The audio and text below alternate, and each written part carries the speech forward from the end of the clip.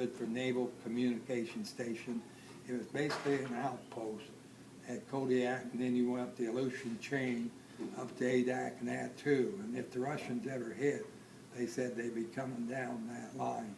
So we was just basically an out-warning post in case it happened. And we were sort of with a cold, hot war, or hot, cold war, with the Russians there for quite a few years. Mm-hmm. So that would have, but if it was going to happen, it was going to. But we didn't figure it would, and it did. Mm-hmm.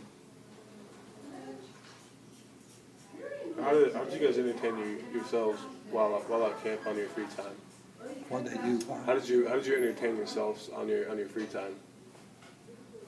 In Kodiak, you didn't have too much free time. It's either motor pool, dispatching vehicles. That we go to the Navy D-Dunk, as we call it, which was a eating place, just like any small eating place here would be, and we'd have card games and that, and guys, of course, in the service get the dice out and roll them playing craps. I didn't. I never was good. I said, you guys go ahead. But basically, it's just card games and that type of thing you did to entertain yourself. Okay. Well, we did have softball, baseball team, and horseshoe pitching, yeah. We had a kid, I'll tell quickly, in our motor pool, didn't know he pitched horseshoes. I and a kid by the name of Floyd Mixon was pretty good. We was beating everybody about. And this guy, Buchanan, Bucky, quiet guy, someone said, Bucky, you play horseshoe, don't you? Yeah, he come out and started playing. He made us look like rank amateurs. The guy threw 2 ringers about half the time. And we won a lot of money on the base betting on him playing any best players. So, oh, he was good. And I told Mixon, I said, you and I are just rank amateurs compared to Bucky. Yeah. So anyhow, that was funny. I forgot about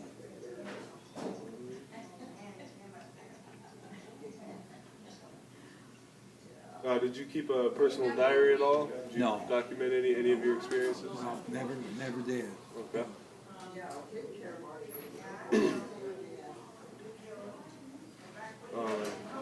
What did you guys do while you're on leave? While you're on your furlough, leave, and that. You mean between?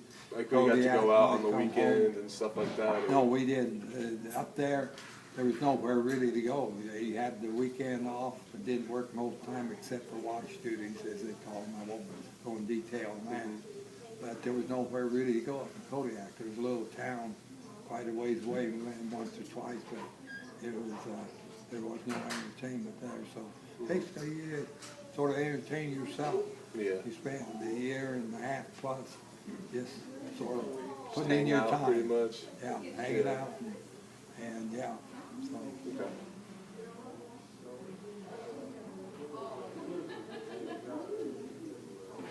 What did you do after your service? Did you go back to school at all? Or? No, I never went to school. Couldn't afford to take care of mother's farm. As I said, I came home and went to Iowa, of course, I was telling before, and I had 2 brothers there. One was a feed sales manager for a feed company. I went to work there for about 3 years before I moved back to Kearney in 1959. I was there from early 56 till early 59, and moved back to Kearney, and then I went into, as I stated before, I'd be repetitious, went in the insurance business and so forth. Okay. Did you make any close friendships while you were in the service? Oh yeah, you made friendships. There's Floyd Mixon, I was telling you, pitched horseshoes with me. He's from Monroe, Louisiana. And I kept in touch with him. I haven't sort of lost track of him about the last 5 years. But he was a great sports fan, loved football and baseball and everything. He was a darn good athlete himself in that. So, and then I had a kid that was in the bunk next to me, and I left up there when I left Kodiak. This kid was in the bunk next to me, still had a few months to go.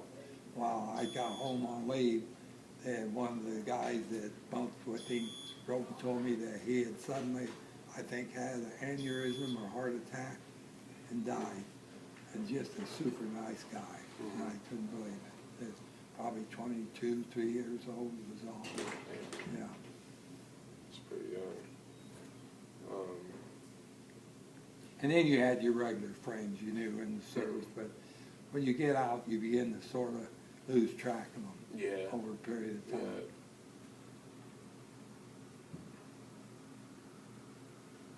Did you attend any reunions after your service? Service, no service reunions. No, I attend our high school class reunions all the time here in Kearney, but not service reunions, no. Okay.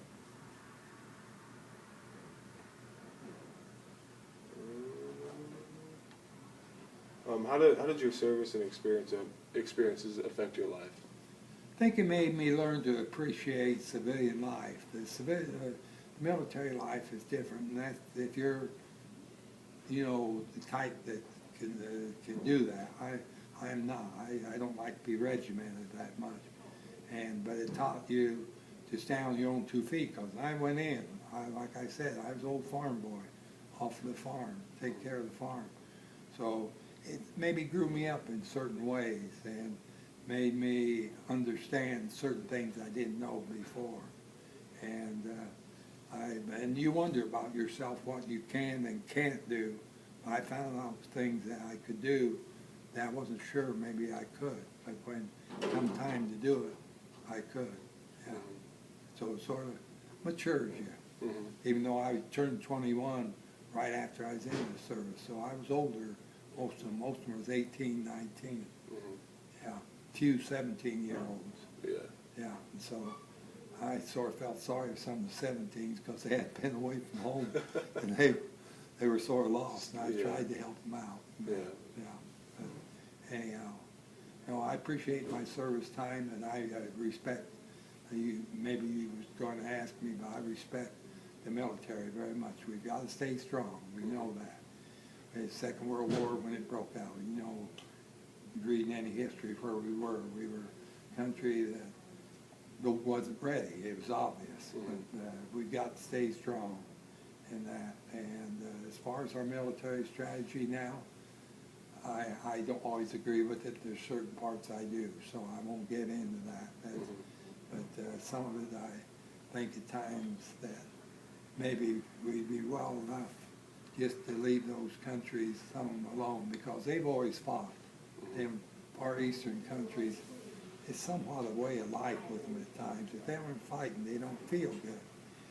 But some of it we need to do to help in that. Yeah. If you were to give any advice to somebody that's going to go into the military, what would your advice be to give What them? my advice would be, I think the military will pay you, if I understand it right, if you're going to go in and help you with your college education, I think, when you come out.